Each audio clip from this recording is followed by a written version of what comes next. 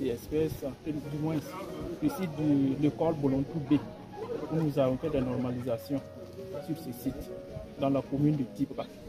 La normalisation, c'est une extension de l'école, c'est-à-dire le site existait, il y a des salles de classe et nous sommes venus en apport sur ce site.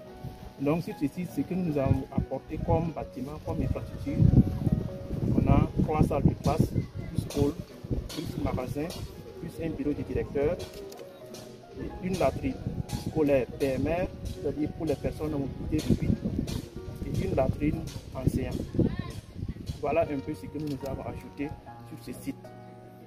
À Tibra, nous avons eu 8 sites où nous avons normalisé pour les écoles, les infrastructures scolaires, et 2 sites pour les infrastructures sanitaires. Donc, quelques sites que je peux citer dans la commune de Tibra. Nous avons eu la normalisation de l'école Kinabin, l'école Belembibli, l'école Tibra A, l'école Tibra B, donc et j'en passe. Pour les normalisations sanitaires, nous avons le site de Tianga, qui est un peu excentré et qui est, je peux dire, actuellement un peu inaccessible compte tenu du contexte.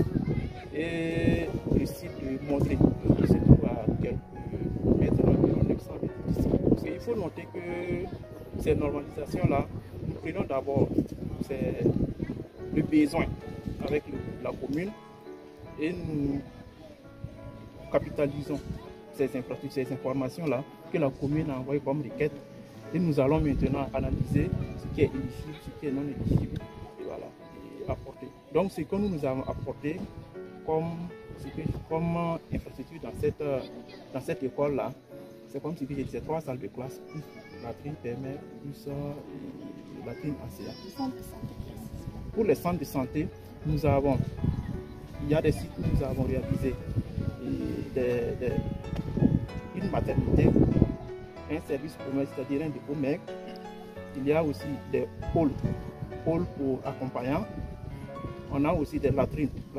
Ce joyau vient à point nommé car il nous permet d'accueillir maintenant tous les élèves dans le même site. Voilà.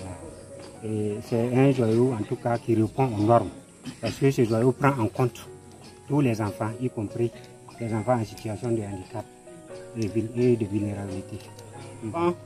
Et on avait vraiment des difficultés parce qu'il fallait négocier une salle de classe au niveau du centre de la mission catholique non loin d'ici pour accueillir les nouveaux inscrits au CP1.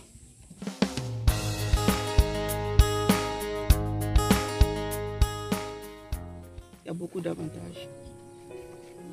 Premièrement, les bâtiments.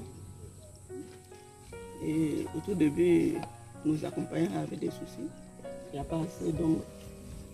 Donc avec les bâtiments, tout c'est un soulagement pour les accompagnants. Ils arrivent à courir, attendre la consultation des patients. Après ça, on a l'électricité aussi qui est là, qui nous soulage. Au début, à la maternité, nous sommes obligés de rentrer avec des portables, que ce soit des torches, pour allumer, faire accouchement. Et depuis ces installations, on arrive à réaliser nos accouchements sans problème. Et surtout l'eau, on souffrait.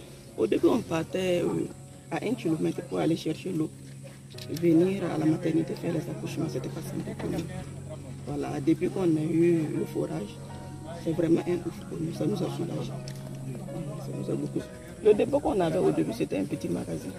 Donc ça ne nous permettait pas de commander une quantité de produits. Mais avec ce dépôt, on arrive à commander les quantités qui sont nécessaires pour la prise en charge de nos malades.